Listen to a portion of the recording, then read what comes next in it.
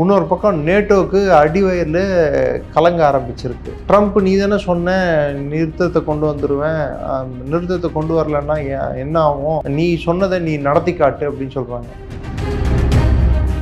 அப்படிப்பட்ட அமெரிக்காவை பார்க்கும் வகையில் பாகிஸ்தான் மேலே நியூக்ளியர், நான் என்கிட்ட நியூக்ளியர் பாம்பு, என்கிட்ட நியூக்ளியர் பாம்பு, என்கிட்ட நியூக்ளியர் பாம்பு, குட் பேட் அண்ட் அக்லியில் ஒரு டைலாக் வரும், if you want to shoot shoot don't talk அப்படின்னு சொல்லிட்டு.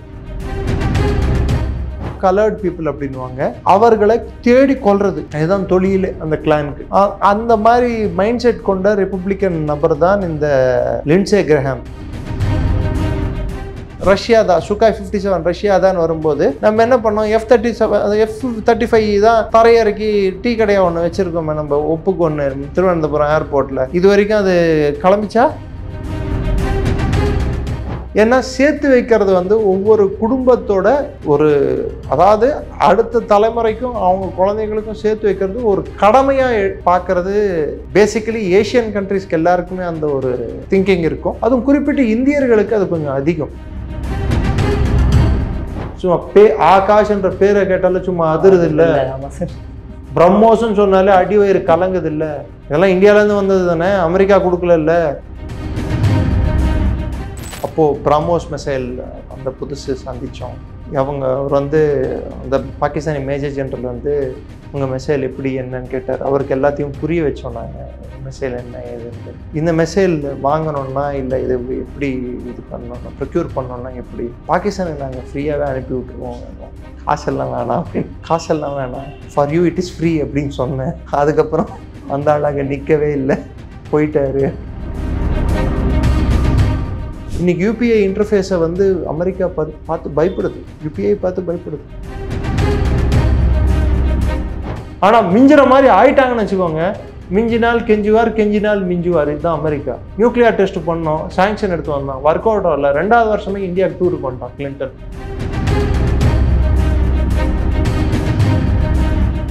உங்கள் வாழ்க்கை மேம்படுவதற்கும் உங்கள் வாழ்க்கை தரம் மேம்படுவதற்கும் போனீங்கன்னா ஓகே. ட்ரம்ப் மாதிரி ஆட்கள் இது மாதிரி பேசும்போது உங்களையும் சேர்த்து தான் குறி வைக்கிறார் என்று அங்கே புரிஞ்சுக்கணும். ஸோ அங்கே இருக்கக்கூடிய அமெரிக்கர்கள்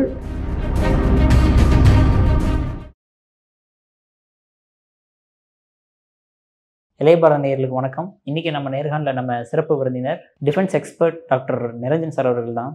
சார் வணக்கம் சார். ஜெயின் வணக்கம். ஜெய்ஹிந்த் சார். யூஎஸ் செனட்டராக இருக்கக்கூடிய லிண்ட்சே கிரஹாம் வந்து இந்தியாவுக்கு ஒரு த்ரெட் கொடுத்துருக்காரு சார். அதாவது உங்கள் எக்கானமியை வந்து நொறுக்கி தள்ளிடுவோம், எதுக்காகன்னு பார்த்தீங்கன்னா ரஷ்யாவோட இனிமேல் ஆயில் வாங்கினீங்கன்னா அவ்வளோதான் அப்படின்ற மாதிரி ஒரு த்ரெட்னிங் கொடுத்துருக்காரு சார். இது இந்தியாவை எப்படி பார்க்குது? இது லிண்ட்சே கிரஹாம் ட்ரம்ப் மாதிரி ஆட்களோட நார்மலான ஒரு செயல்பாடு. இதில் ஒன்றும் நம்ம வியக்கத்தக்க வகையில் ஒன்றும் இல்லை. அதாவது அவங்க ஃப்ரஸ்ட்ரேஷனையும் அவங்களோட ஏழாமையும் தான் காட்டுது. காரணங்கள் என்னடான்னா, ட்ரம்ப் வந்து 24 மணி நேரத்தில் ரஷ்யா போகிற முடிவுக்கு கொண்டு வருவேன் அப்படின்னு சொல்லிட்டு ஒரு உதார் விட்டார். இன்னைக்கு அந்த உதார் வந்து அவர் வந்து 6 மாதம் ஆகுது. 24 மணி நேரம் எங்கே, 6 மாதம் எங்கே? இது வரைக்கும் போர் நிறுத்தத்தை விடுங்க, ரஷ்யா இன்னும் போர் அதிகரிச்சிருக்கு. யுக்ரைனை சும்மா வெச்சு செய்யுது, அடி பொழந்து எடுக்குது. இன்னொரு பக்கம் நேட்டோவுக்கு அடிவயரில் கலங்க ஆரம்பிச்சிருக்கு. ட்ரம்ப் நீ தானே சொன்ன நிறுத்தத்தை கொண்டு வந்துடுவேன், நிறுத்தத்தை கொண்டு வரலன்னா என்ன ஆகும், நீ சொன்னதை நீ நடத்தி காட்டு அப்படின்னு சொல்கிறாங்க. இவர் தான் உலகத்தில் இருக்கிற எல்லா போரையும் முடிக்கிற ஒரு ஆளுமை கொண்டவராச்சே. நான் அந்த போரை முடிச்சிட்டேன், இந்த போரை முடிச்சிட்டேன், இங்கே நிறுத்திட்டேன், அங்கே நிறுத்திட்டேன். வருவார், மூக்கம் நுழைப்பார், நிறுத்திட்டேன்னு சொல்லுவார். அந்த போர் தொடர்ந்துகிட்டே இருக்கும். அதுக்கப்புறம் போய் கேட்டால் எனக்கு அதுக்கு சம்மந்தம் இல்லை அப்படின்ட்டுவார். அவருக்கு யாராவது ஒருத்தர் நோபல் பிரைஸை கொடுத்துருங்கப்பா. 2வது வாட்டி நான் சொல்கிறேன், நான் தாழ்மையோடு நான் நோபல் கமிட்டிக்கு பரிந்துரை செய்கிறேன், இல்லை அவர்களை மன்றாடி கேட்டுக்கொள்கிறேன். ட்ரம்ப்புக்கு ஒபாமா கொடுத்தீங்க, புஷ்ஷுக்கு கொடுத்தீங்க, எல்லாருக்கும் கொடுத்தீங்க, ட்ரம்ப்புக்கும் கொடுத்துட்டீங்கன்னா அவர் ஆசையை கொஞ்சம் நிறைவேற்றி வச்சிருக்காங்க. அப்போ அதுக்கப்புறம் அவர் பொழப்பா அவர் பார்த்துப்பாரு. மெக்சிகோ பார்டர் கட்டுறதா, கிரீன்லாண்டை அமெரிக்காவோட இணைச்சிக்கிறதா, இல்லை கனடாவை 51வது மாநிலமாக அறிவிக்கிறதா, அது ஏதோ அவர் அதை பார்த்துப்பாரு. உலக நாடுகள் பக்கத்தில் வந்து சும்மா வம்பு கழிக்க மாட்டார். அவர் உள்நாட்டை மாத்திரம் பார்த்துப்பாரு. அதை விட்டு நான் அதை முடிச்சிருவேன், இதை முடிச்சிருவேன் சொல்லி எதுவும் முடிக்க முடியாமல் புதுசாக ஒன்று கிளம்பிட்டு இருக்கு. புது பூதமாக வந்துட்டு இருக்கு. இப்போ சிரியாவில் பாருங்கள், புது பூதம் ஒன்று வெடிச்சிட்டு இருக்கு. ட்ரூஸ் மக்கள் லெபனான்லேருந்து வந்து போய் சிரியாக்குள்ள உள்ள சண்டை வந்து அதிகம் இருக்கு. அலவைட்ஸ்க்கும் மற்றவர்களுக்கும் சண்டை அதிகமாயிட்டு இருக்கு. அங்க ஒரு பிரச்சனை தனியா ஓடிட்டு இருக்கு. இங்க ரஷ்யா போர் நின்ன பாடு இல்லை. நம்ம ஓப்பனாவே சொல்லிட்டோம், ட்ரம்ப் சொன்னதாலலாம் நாங்க போற நிறுத்தல, தற்காலிகமா பாஸ் பட்டன் அமுக்கி வச்சிருக்கோம், என்னைக்கு தொடங்கும்னு சொல்ல முடியாது, தொடங்கிச்சுன்னா நான் பொறுப்பு இல்லை. இது வரைக்கும் அமெரிக்காவே எந்த நியூக்ளியர் வெப்பன் ஸ்டேட் மேல குண்டு போட்டது இல்லைங்க. அவனுக்கே பயங்க அவனுக்கு. அப்படிப்பட்ட அமெரிக்காவை பார்க்கும் வகையில் பாகிஸ்தான் மேல நியூக்ளியர், நான் என்கிட்ட நியூக்ளியர் பாம்பு, என்கிட்ட நியூக்ளியர் பாம்பு, என்கிட்ட நியூக்ளியர் பாம்பு. குட் பேட் அண்ட் அக்லியில் ஒரு டைலாக் வரும், if you want to shoot shoot, don't talk அப்படின்னு சொல்லிட்டு. அது மாதிரி சொன்னோன்னா சுட்டுறணும். அதை விட்டு என்கிட்ட இருக்குன்னு பூச்சாண்டி காட்டினான் பாகிஸ்தான். சரி வச்சுக்க நீ அப்படின்னு சொல்லி போட்டோம். போட்ட இடத்துல போட்டது தான் நம்ம போட்டோம். அவன் வச்சுட்டு இருக்கிற இடத்துல பூகம்பமா நடந்துகிட்டு இருக்கு அங்கங்க. ஸோ இப்போ ட்ரம்ப்புக்கு வந்து உள்நாட்டு பாலிசிலையும் அவருக்கு வந்து நிறைய ப்ராப்ளம்ஸ் இருக்கு. $34 ட்ரில்லியன் அமெரிக்கா கடன்ல இருக்கு. டாலரை வந்து எப்படி தக்க வச்சுக்கிறதுன்னு தெரியல. டாலரோட வேல்யூவும் மதிப்பையும் காப்பாற்றணும்னா உலகத்தின் ஒரே வல்லரசாக அமெரிக்கா திகழணும்.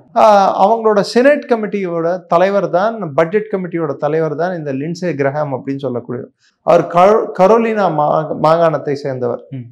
அந்த மாகாணம் சதர்ன் பார்ட் ஆஃப் அமெரிக்காவில் இருக்கு. அது வெள்ளை இனவெறிக்கு பேர் போன பகுதிகள். அதெல்லாம் க்ளூக்ளக்ஸ் கிளான் அப்படின்னு ஒரு கிளானே இருந்தது ஒரு காலத்தில்.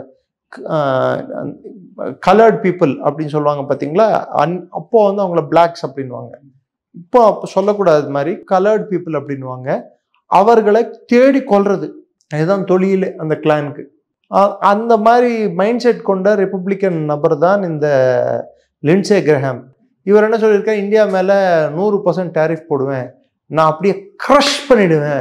இதை நான் அப்பளமா க்ரஷ் பண்ணுறதுக்கு இல்லை, கரப்பாம்பூச்சியா கால் கடியில் போட்டு நசுக்கிறதுக்கு. உலகத்தின் 4வது பெரிய பொருளாதாரம், 5வது பெரிய மேனுஃபேக்சரிங் இண்டஸ்ட்ரி கொண்ட நாடு. சர்வீஸ் செக்டர் அமெரிக்காக்காரனே நைட்ல இருந்து ஃபோன் அடிச்சா இங்க இருக்கிறவன் தான் ஆன்சர் பண்றான். இவன் கிரஷ் பண்ணனா நம்ம திருப்பி கிரஷ் பண்ணிடுவோம். இது கூட தெரியாம, அடிப்படை புரிதல் இல்லாமல் அமெரிக்காவின் செனேட்டர் ஆகட்டும் இல்லை ஜனாதிபதி ஆகட்டும், 2 பேரும் சொல்லி வச்சுக்கிட்ட மாதிரி ஒரே டைப்ல பேசுறாங்க. ஒரே மாதிரி அவங்களோட கண்ணோட்டம் இருக்கு. அவங்களோட பிரச்சனை என்னன்னா, இந்த ரஷ்யா யுக்ரைன் போரை எப்படியாவது என்ன பண்ணியாவது போர் நிறுத்தத்துக்கு எடுத்துட்டு வந்துடணும்னு சொல்லிட்டு. சரி, போர் நிறுத்தம் எடுத்துட்டு வரணும்னா என்ன பண்ணணும்? ரஷ்யா யாருக்கெல்லாம் எண்ணெயை வைக்கிறானோ அவங்க கிட்ட இருந்து எண்ணெயை வைக்க விடாம பாத்துக்கணும், இல்ல அவங்கள எண்ணெய் வாங்க விடாம பாத்துக்கணும். ரஷ்யா கிட்ட போய் நீ எண்ணெய் விற்காதன்னு சொன்னா படா அப்படின்வான். நீ எண்ணெய் வாங்காதன்னு சொன்னா யார்கிட்ட போய் சொல்ல முடியும்? சைனா கிட்ட போய் சொல்ல முடியும். 500% டேரிஃப் போடுவேன் அப்படின்றான் சைனா கிட்ட. பாதி பொருள் வந்து இன்னைக்கும் அமெரிக்கா வந்து சைனா மேல டிபெண்டா இருக்கு. இந்தியா மேல போட்டா சர்வீஸ் செக்டர் அவன் மேல டிபெண்டா இருக்கு. இந்தியா ரஷ்யாவோட வர்த்தகம் வந்து கிட்டத்தட்ட $70 பில்லியன். அதுல $64 பில்லியன் கிட்டத்தட்ட வெறும் ஆயில். நம்மளோட 30% ஆயில் வந்து ரஷ்யா கிட்ட இருந்து வாங்கிட்டு இருக்கோம். ஒரு நாள் ஒன்றுக்கு 1.9 மில்லியன் பீப்பா கச்சா எண்ணெய்ல இருந்து 2.8 மில்லியன் பீப்பா கச்சா எண்ணெய் வரைக்கும் வாங்கிட்டு இருக்கோம் ரஷ்யா கிட்ட இருந்து. நம்மளோட சுத்திகரிப்பு தரணும் அதுக்கு தகுந்த போல நம்ம வந்து அதிகரிச்சுக்கிட்டோம். அதாவது உலகத்திலேயே ஒரே நாடு சொந்தமா எண்ணெய் அவ்வளோ உற்பத்தி பண்ணாமலேயே ஆனா சுத்திகரிப்பு தன்மை மாத்திரம் அதிகமா வச்சுட்டு இருக்கிற நாடு இந்தியா தான்.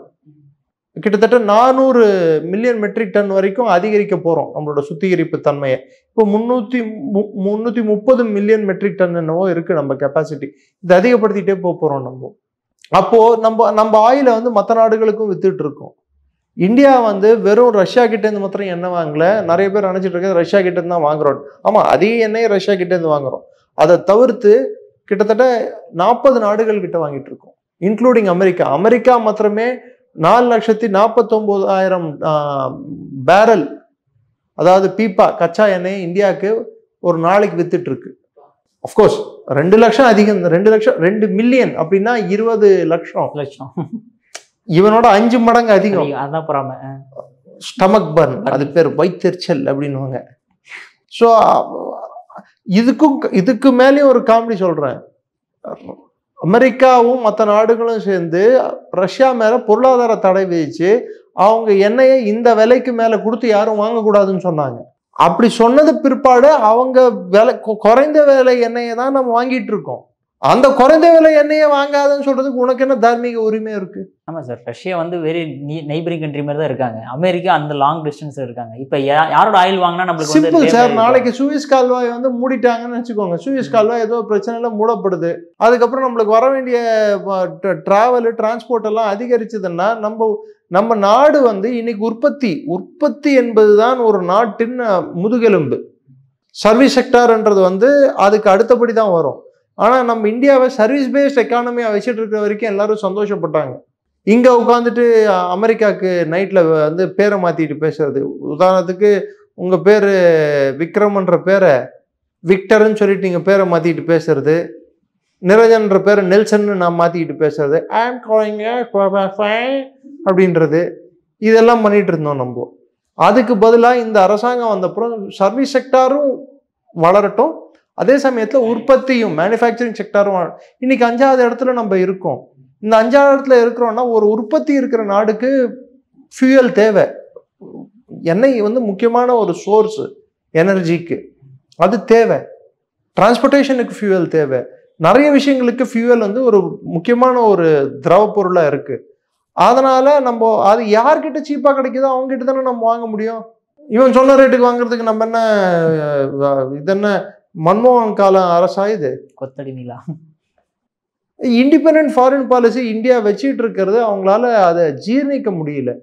அதன் தொடர்ச்சியாக தான் இதை பார்க்குறோம். ரெண்டாவது, இந்தியாவுக்கும் ரஷ்யாவுக்கும் இருக்கக்கூடிய வர்த்தகம் என்பது 2000 இந்த ஒரு கடந்த ஒரு 6-8 ஆண்டுகளில் வந்து கிட்டத்தட்ட $16 பில்லியன் ரஷ்யாக்குள்ள நம்ம இன்ஃப்ராஸ்ட்ரக்சர் இன்வெஸ்ட்மெண்ட் பண்ணியிருக்கோம். ரஷ்யாவுக்கும் இந்தியாவுக்கும் ரூபிள் ட்ரேட் இருக்கு, டாலரே இல்லாத ஒரு ட்ரேட் வச்சுட்டு இருக்கோம் நம்ம. அதே மாதிரி ரோஸ்நெஃப்ட் அப்படின்னு சொல்லிட்டு ரஷ்யாவோட எண்ணெய் நிறுவனமானது ரிலையன்ஸ் இண்டஸ்ட்ரீஸ் கூட, ரிலையன்ஸ் ரிஃபைனரிஸ் கூட ஒரு அக்ரிமெண்ட் போட்டிருக்கு. அது $15 பில்லியன் வர்த்து. இதே நீங்கள் சைனா எடுத்து பார்த்தீங்கன்னா கிட்டத்தட்ட $230 பில்லியன் மேலே அவங்க 2 நாடுகளுக்குள்ள இருக்கக்கூடிய வர்த்தகம். 4வது எடுத்து பார்த்தீங்கன்னா இந்தியாவே எடுத்துக்கோங்க. உதாரணத்துக்கு இந்தியா எடுத்துக்கிட்டிங்கன்னா இந்த நெக்ஸ்ட் ஜென்ரேஷன் 5th ஜென்ரேஷன் ஏர்கிராஃப்டை அமெரிக்கா F-35 இல்லை S-57 ரஷ்யா தான், சுகாய் 57 ரஷ்யா தான் வரும்போது நம்ம என்ன பண்ணோம், F-35 தான் தரையிறக்கி டீ கடையாக ஒன்று வச்சுருக்கோமே நம்ம, ஒப்புக்கு ஒன்று திருவனந்தபுரம் ஏர்போர்ட்டில். இது வரைக்கும் அது கிளம்பலையா இன்னும்? அப்போ டீ கடை தான் அது. S-57 வாங்குற மாதிரி இருக்கும். GE இன்ஜின் கொடுக்குறேன்னு சொன்னான் நம்ம தேஜஸ்க்கு, டைமுக்கு கொடுக்கல. அப்போ நம்ம அவன் மேலே எவ்வளோ டேரிஃப் போடணும்? அதுக்கு பதிலாக நம்ம என்ன பண்ணோம், நம்ம வந்து சொந்த இன்ஜினை மேனுஃபேக்சர் பண்ணிக்கிறோன்னு சொன்னோம். நம்மளோட புது அட்வான்ஸ் மீடியம் காம்பேட் ஏர்கிராஃப்டுக்கு வந்து MCAக்கு வந்து ஃப்ரான்ஸோட சஃப்ரான் இன்ஜின் அவங்கள வாங்க ஆரம்பிச்சிட்டோம். இன்னைக்கு இந்த நேட்டோ நாடுகள்லாம் சேர்ந்து இந்தியா மேலே ப்ரெஷர் அப்ளை பண்ணுறதும், நேட்டோ நாடுகளில் அறக்கூவியல் இடுறதும் எதுக்குடான்னா, பொருளாதார ரீதியில் இன்னைக்கு அவங்க இந்தியா வந்து வளர்ந்துட்டு இருக்கிறது அவங்களால ஜீர்ணிக்க முடியல. ஜெர்மனியை பின்னாடி தள்ளிட்டோம். ஒரு காலத்தில் 75 வருஷம் முன்னாடி நம்மளை சொரன்னவன் இன்னைக்கு எங்க இருக்கானே தெரியல. இன்னைக்கு அங்கதான் சார் போறாரு மோடி அவர்கள். ஸோ ஒவ்வொருத்தரையா புறந்தள்ளிட்டு நம்ம முன்னோக்கி போயிட்டே இருக்கோம் நம்ம. ஸோ ஒரு ப்ரெடிக்ஷன் என்ன சொல்லுதுறான்னா, பை 2050 உலகத்தின் 3 பெரிய பொருளாதாரங்கள்ல வந்து இந்தியா, சைனா, அமெரிக்கா இருக்கும்னு சொல்லிட்டு. ஆனால் வித்தியாசம் பார்த்தீங்கன்னா ரொம்ப கம்மியாக தான் இருக்கும் அப்படின்னு சொல்லிட்டு சொல்றாங்க. அந்த ஒரு கட்டத்தை நம்ம எட்டிட்டோம்டான்னா இதை அப்போ யூரோப் வந்து ஒரு இருக்கிறதுக்கு ஒரு இடமே இல்லாமல் போயிடும். ரெண்டாவது, இந்த நேட்டோ நாடுகள் என்ன சொல்லக்கூடியவை யாவை? பிரிட்டனு, பிரான்ஸு, ஜெர்மனி, இதெல்லாம் தான் முக்கியமான நாடுகள் நேட்டோவில். இதை தவிர்த்து இன்னொரு பக்கம் பார்த்தீங்கன்னா சில யூரோப்பிய நாடுகளை பிரிக்ஸ் கூட சேர்றதுக்கு ரெடி ஆகிட்டு இருக்காங்க. அதாவது Brazil, India, Russia, south Africa, China, அவங்க கூட சேர்ந்தாங்கன்னா இப்போ யூரோப்பியன் யூனியனும் நேட்டோவோட சிக்னிஃபிகன்ஸ் குறைஞ்சிரும். ஏன்னா யூரோப்பில் இருக்கிற நாடுகளை இங்கே சேர ஆரம்பிச்சாங்கன்னு வச்சுக்கோங்களேன், அங்கே அவங்களுக்கு இருக்கிற இருப்பு போயிடும். ஸோ பிரிக்ஸும் ஒரு மாபெரும் பொருளாதார சக்தியாக வளரக்கூடும். நாளைக்கு அவங்க ஷாங்காய் கோஆபரேஷன் ஆர்கனைசேஷனோ இல்லை இந்தியாவோட ஐஎம்டெக், அதாவது இந்தியா மிடில் ஈஸ்ட் ட்ரேட் ஒரு காரிடார், எக்கனாமிக் காரிடார்னு ஒன்று வருது பார்த்தீங்களா? இந்தியா, UAE, சவுதி அரேபியா போய் திரும்பி சைப்ரஸ், கிரீஸ் போயிட்டு அப்படி அமெரிக்கா, யூரோப்புக்கு போகிறது. இதெல்லாம் வர ஆரம்பிச்சதுன்னா நம்மளோட பொருளாதாரம் வெஸ்டை நோக்கியும் போகும், ஈஸ்டை நோக்கியும் போகிற மாதிரி வளர்ந்ததுன்னா அப்போ நம்மளோட பொருட்கள் எல்லா டைரக்ஷன்லையும் போக ஆரம்பிக்கும். உற்பத்தி வந்தோடனே நம்ம எல்லாத்தையும் நம்ம கன்சியூம் பண்ண முடியாது. ஒரு 1000 ஃப்ரிட்ஜ் பண்ணுறோம்னா அஃப்கோர்ஸ் இந்தியாவுக்கு இருக்கிற பர்ச்சேசிங் பவர் பேரிட்டி, வாங்கக்கூடிய தன்மையை பொறுத்து 500 ஃப்ரிட்ஜ் கன்சியூம் பண்ணலாம். மற்ற 500 வந்து எக்ஸ்போர்ட் தானே பண்ணி ஆகணும். நம்ம அந்த எக்ஸ்போர்ட்ன்றது வந்து இந்தியா வளர்ந்துருச்சுன்னா திரும்பி அவன் வந்து அவனோட பொருட்களை யார் வாங்குவா? ஆல்ரெடி சைனாவை மார்க்கெட்டை டம்ப் பண்ணிட்டு இருக்கான். புதுசாக சைனாவோட பெட்டர் ப்ராடக்ட் கொடுக்குற இந்தியா வந்தா தாக்கு பிடிக்க முடியாது இல்லையா? ரெண்டாவது, ரஷ்யாவோட போரை நிறுத்தினோம்னா இந்த பிரேசில் ஒரு $10 பில்லியன் கிட்ட அவங்க கூட ட்ரேட் பண்ணிட்டு இருக்கு ரஷ்யா கூட. இந்தியா ஒரு 70 பில்லியன், சைனா ஒரு 240 பில்லியன் வச்சுக்கோங்க. எல்லாம் சேர்த்தா ஒரு 320-330 பில்லியன் கிட்ட வருது.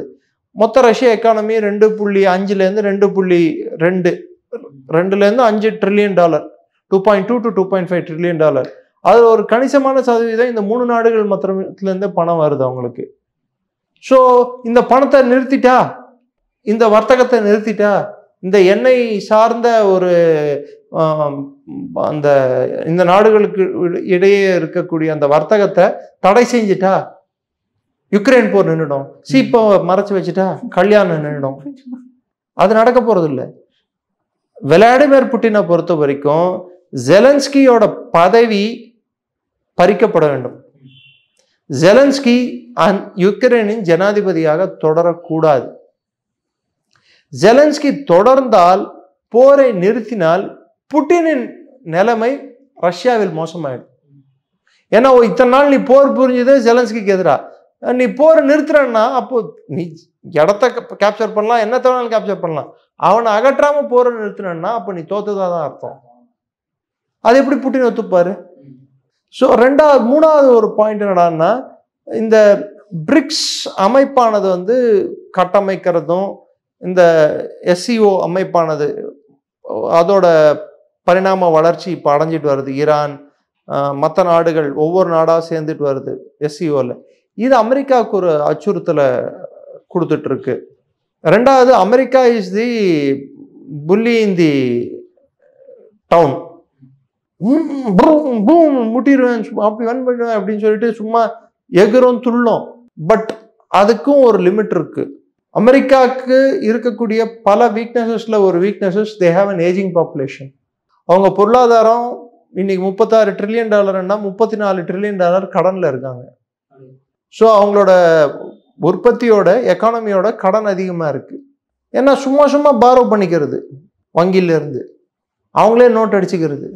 இதனால இன்ஃப்ளேஷன் உருவாகுதா சார்? அங்கே இன்ஃப்ளேட்டரி எக்கானமி இருக்கிறதுனுங்க வெஸ்டர்ன் டெமோக்ரஸியோட ஐடியாவே.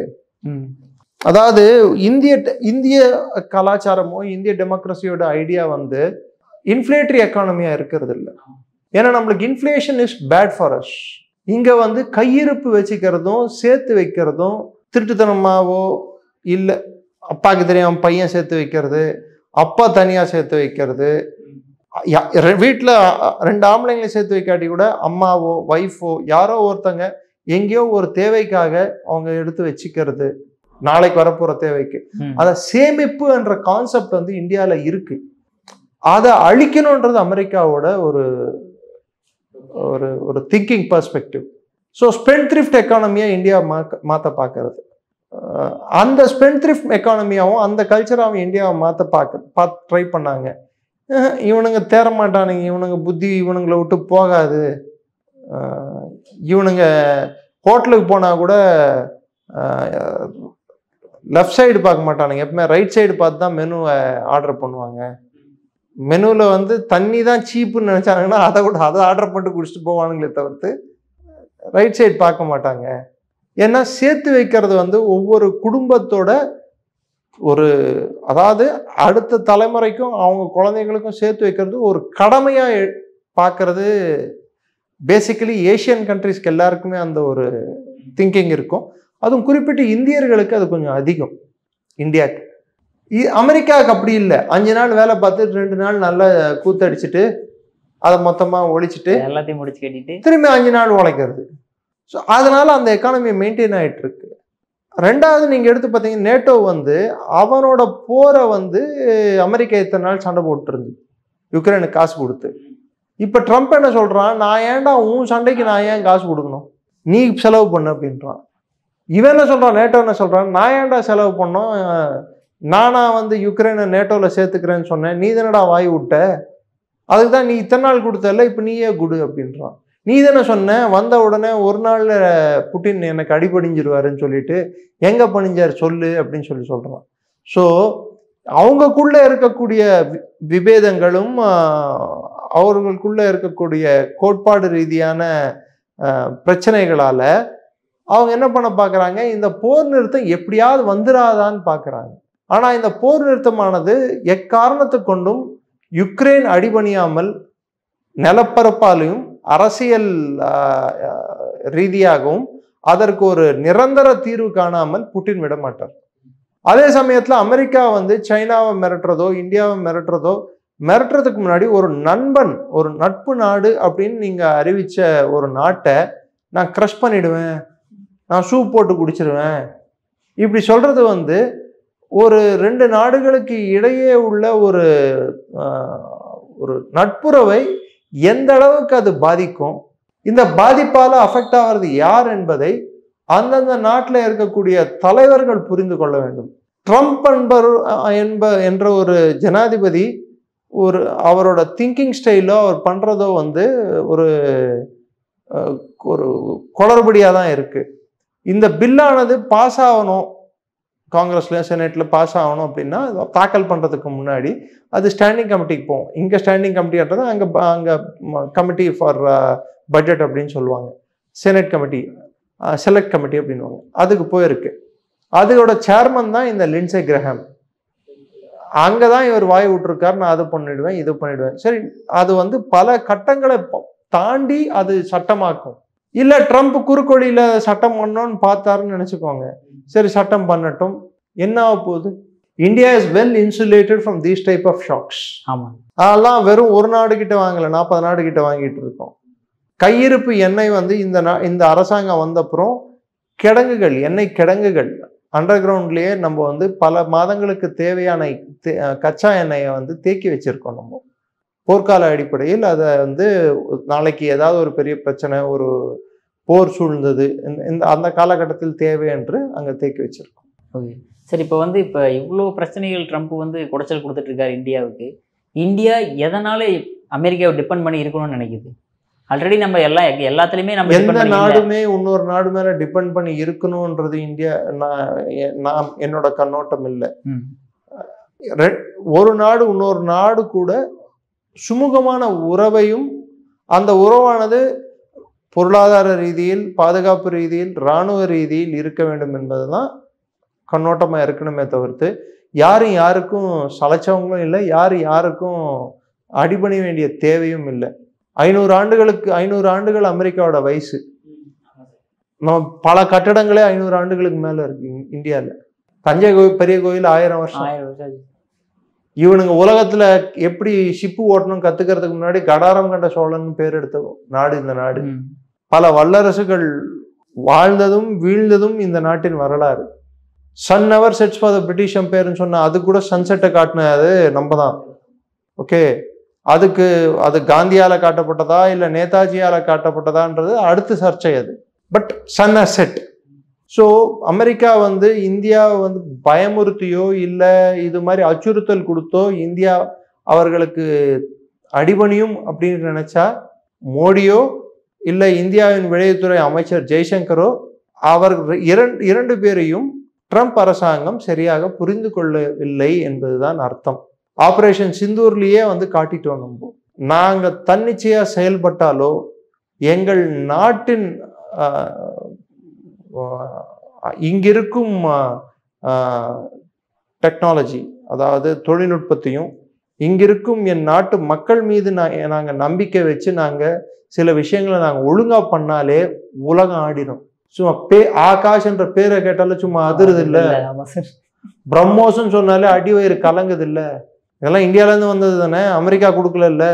அமெரிக்காவுக்கு ஆங் ஃபிங் ஃபிங் சைனா கொடுத்து ஆங் ஃபிங் ஃபாயிங் அப்படின்னு சொல்கிறதும், இல்லை அமெரிக்கா ஏதாவது ஒரு பேர் போட்டு கொடுக்கறதும், அதுக்கு நம்ம பேர் மாற்றலை இல்லை. It is purely Indian, made in India. முத்திரை அடித்து மேட் இன் இந்தியான்னு போட்டு நம்ம பாகிஸ்தானுக்கு. அதுதான் சிவதானு பிள்ளை ஒரு இன்டர்வியூ, லேட்டஸ்ட் இன்டர்வியூ அவரது ஒரு டிட்பிட் மாதிரி ஒரு பாட்டு ஷார்ட்ஸில் அவர் பேசிகிட்டு இருக்கும்போது அவரை கேட்குறாங்க, என்னைக்காவது நீங்கள் பாகிஸ்தானி ஆஃபீஸர்ஸை சந்திச்சிருக்கீங்களா? ஆமாம், துபாயில் ஒரு வாட்டி டிஃபென்ஸ் எக்ஸ்போவில் சந்தித்தேன். எப்படி இருந்தது சந்திப்பு? அப்போது பிரம்மோஸ் மிசைல் அந்த புதுசு சந்தித்தோம். அவர் அந்த பாகிஸ்தானி மேஜர் ஜெனரல் உங்கள் மிசைல் எப்படி என்னன்னு கேட்டார். அவருக்கு எல்லாத்தையும் புரிய வச்சோம் நாங்கள், இந்த மிசைல் என்ன ஏதுன்ட்டு.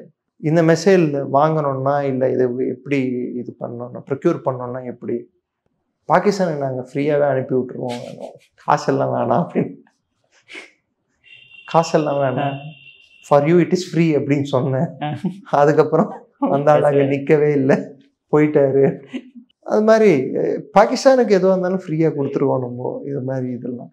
ஸோ இதுல இருந்து நம்ம கற்றுக்க வேண்டிய பாடங்கள், நமக்கென்று ஒரு வெளியுறவு கொள்கையும் நமக்கென்று ஒரு தனி பொருளாதார கொள்கையும். இன்னைக்கு யூபிஐ இன்டர்ஃபேஸை அமெரிக்கா பார்த்து பயப்படுது, யூபிஐ பார்த்து பயப்படுது. ஆமாம், இந்தியா டிஃபென்ஸ் இண்டஸ்ட்ரியில் இந்தியாவோட வளர்ச்சியை பார்த்து எல்லாரும் கொஞ்சம் ஜர்க்காக இருக்காங்க, லைட்டாக அப்படின்வாங்களே அது மாதிரி லைட்டாக ஜர்க்காக இருக்காங்க.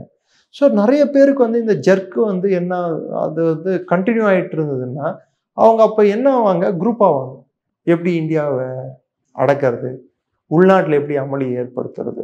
அப்போது ஒரு இந்திய குடிமகனாக நம்மளுக்குன்ட்டு சில ரெஸ்பான்சிபிலிட்டிஸ் இருக்குது. நம்ம நாட்டுக்கு சப்போர்ட் பண்ணுறதும், நம்ம அரசாங்கத்துக்கு குறிப்பிட்டு வெளியுறவு கொள்கை வரும்போதோ இல்லை பாதுகாப்புன்னு வரும்போதோ 1000 விபேதங்கள் நம்மிடையே இருக்கலாம். ஆனால் நாட்டின் பாதுகாப்பும் நாட்டின் வெளியுறவு கொள்கையில் நம்மளுக்கு விபேதங்கள் இருக்கக்கூடாது. குறிப்பிட்டு சொல்லணும்னா, இன்னும் சொல்லணும்னா, மாநிலங்களோட அங்கே இருக்கும் அரசாங்கங்கள் யோசித்து ஆராய்ந்து வார்த்தைகளை விட வேண்டும். ஒரு நாட்டுக்கும் இன்னொரு நாட்டுக்கும், அதாவது அதிகார ரீதியில் 2 நாடுகளுக்கு இடையே இருக்கும் உறவை மத்திய அரசு தான் தீர்மானிக்கும். மாநில அரசு மத்திய அரசின் கீழ் இருக்கும் குன்றிய சிறிய அரசுகள் தான். அதனால் இந்த குன்றிய அரசுகள்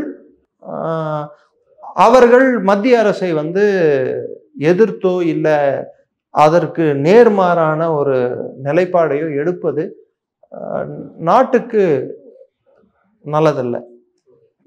ஏன்னா இது அமெரிக்கா அடுத்த கட்டத்தில் என்ன ட்ரை பண்ணோம், சில ஸ்டேட் கவர்மெண்ட்ஸை அவங்க பாக்கெட்டில் போட்டுக்கிட்டு உள்நாட்டு அமளியை எப்படி உருவாக்குறது, உள்நாட்டு பிரச்சனை எப்படி உருவாக்குறது, இந்தியாவுக்குள்ள டீப் ஸ்டேட் எப்படி ஆக்டிவேட் பண்ணுறது, இதெல்லாம் அவங்க ஜென்ரலாக பண்ணுறது தான். இது ஒன்றும் புதுசு இல்லை, இது எப்பயுமே நடந்துட்டு இருந்தது. பிடன் காலத்தில் சிறுபிள்ளை கூட எல்கேஜி படிக்கிற பையன் கூட டீப் ஸ்டேட் ஜாசோரோஸ் அங்கிள் தாத்தா அப்படின்னு சொல்ல ஆரம்பிச்சிட்டான். ஸோ இது வரைக்கும் நிறைய பேருக்கு தெரியாத இருந்த விஷயங்கள், பல விஷயங்கள், அமெரிக்காவோட சித்து வேலைகள், நாச வேலைகள், இந்தியாவை கட்டுப்படுத்த அவர்கள் எடுத்துக்கொண்ட முயற்சிகள் தெரிய வந்தது. அமெரிக்கா எப்பயுமே ஒன்று சொல்கிறேன், அமெரிக்கா என்ற ஒரு நாடு அவர்களின் தேவையை நாடிதான் இன்னொரு நாடுன்னு உறவை வைக்குமே தவிர்த்து இன்னொரு நாடு அவர்களை துளி அளவும் மிஞ்சக்கூடாது என்பதில் அவர்கள் குறியாக இருப்பார்கள். துளி அளவு அப்படி மிஞ்சுற மாதிரி இருந்தால் அதை எப்படி அவங்கள சாய்ச்சிடணும் என்றதுல அவங்க குறியா இருப்பாங்க. ஆனால் மிஞ்சுற மாதிரி ஆயிட்டாங்கன்னு வச்சுக்கோங்க, மிஞ்சினால் கெஞ்சுவார், கெஞ்சினால் மிஞ்சுவார். இதுதான் அமெரிக்கா. நியூக்ளியர் டெஸ்ட் பண்ணோம், சாங்ஷன் எடுத்து வந்தான், ஒர்க் அவுட் வரல, 2வது வருஷமே இந்தியாவுக்கு டூருக்கு வந்துட்டான் கிளின்டன். ஞாபகம் இருக்குங்களா? 98 டெஸ்ட்டு சாங்ஷனு, 99 கார்கில் வாரு, 2000 ஏப்ரல் கிளின்டன் இன் இந்தியா. ஒரு ஒரு ஒரு அரசுக்கு நிஜமாக முதுகெலும்பு இருந்த ஒரு அரசாக இருந்தால் வெளியுறவு கொள்கையில தன்னிச்சையா செயல்படக்கூடிய தன்மை இருக்கும்போது அது எந்த நாடாக இருக்கட்டும், அமெரிக்காவாக இருக்கட்டும், எந்த நாடாக இருக்கட்டும், 10 வாட்டி யோசிப்பாங்க. சரி, அவங்க இந்தியா மேலே தடை எடுத்துகிட்டு வராங்க, நாங்கள் அவ்வளோ டேரிஃப் போடுவோம். சரி, நீ அனுப்புகிற பொருளை எவ்வளோ நாங்கள் வாங்குகிறோம், நான் அனுப்புகிற பொருளை நீ எவ்வளோ வாங்குற, நீயே சொல்கிற ட்ரேட் சர்ப்ளஸ் இந்தியாவுக்கு இருக்குன்னு சொல்லிட்டு. சரி, என் பசங்களை எங்கள் ஸ்டூடெண்ட்ஸ் உன் நாட்டுக்கு படிக்க வராமல் நின்றுடுறாங்கப்பா, அப்புறம் நீ என்ன பண்ணுவ? ஹார்வர்ட் யூனிவர்சிட்டி காலியாக இருக்கும், பரவாயில்லையா? உன் நாட்டு ஸ்டூடெண்ட்ஸே படிக்கிறது இல்லை அங்கே. பரவாயில்லையா? அங்கே இருக்க ஒரு குறிப்பிட்ட சதவீதம் எம்பிபிஎஸ் டாக்டருங்க வந்து இந்தியர்கள். பரவாயில்லையா? வேணாம்னு சொல்லிட்டுறியா? அதுக்கெல்லாம் வேணாம்னு சொல்லிட்டு பார்க்கலாம். இந்தியாவை திருப்பி அமைச்சர்னா கூட அவங்கள நாங்கள் எடுத்துப்போம், எங்களுக்கு ஒன்றும் பிரச்சனை இல்லை. அங்கேருந்து வர டாக்டருங்களுக்கு தான் பிரச்சனை. ஏன்னா அவங்க 12ஆம் கிளாஸு 1ஆம் கிளாஸு 12ஆம் கிளாஸ் படிக்கிற வரைக்கும், எம்பிபிஎஸ் படிக்கிற வரைக்கும் இந்த பொறியாளர்கள், இந்த மருத்துவர்கள், இவர்களுக்கெல்லாம் இந்தியா வந்து சொர்க்க பூமியாக இருந்தது. அவங்க அம்மா அப்பா சம்பாரித்து அவங்கள படிக்க வைக்க வரைக்கும் சொர்க்க பூமியாக இருந்தது. அவங்க கம்ஃபர்ட்டுக்கு அவங்க அமெரிக்காவுக்கு போனாங்க. ஆனால் இந்தியா சரியில்லைன்னு சொல்கிற அவர்களை நான் வெறுக்கிறேன். உங்கள் வாழ்க்கை மேம்படுவதற்கும் உங்கள் வாழ்க்கை தரம் மேம்படுவதற்கும் போனீங்கன்னா ஓகே. ட்ரம்ப் மாதிரி ஆட்கள் இது மாதிரி பேச்சு பேசும்போது உங்களையும் சேர்த்து தான் குறி வைக்கிறார் என்று அங்கே புரிஞ்சுக்கணும். ஸோ அங்கே இருக்கக்கூடிய அமெரிக்கர்கள் ட்ரம்ப் போன்ற நபர்கள் மீதும், லிண்ட்சே கிரஹாம் போன்ற நபர்கள் மீதும், ஏன்னா இந்தியன் அமெரிக்கன்ஸ்ன்றது வந்து அது ஒரு பெரிய கேக்கஷ், கொஞ்சம் செல்வந்தர்கள், பணம் படைத்தவர்கள். அவங்க எப்படி ப்ரெஷர் அப்ளை பண்ணவோ அப்படி ப்ரெஷர் அப்ளை பண்ணாங்கடான்னா இது மாதிரியான பேச்சுகள் தவிர்க்கப்படும். சார், உங்கள் பொன்னான கருத்து இளைய பாரதம் நேரில் ஒதுக்குனதுக்கு மிக்க நன்றி சார். நன்றி. ஜெயஹிந்த். ஜெய்ஹிந்த் சார்.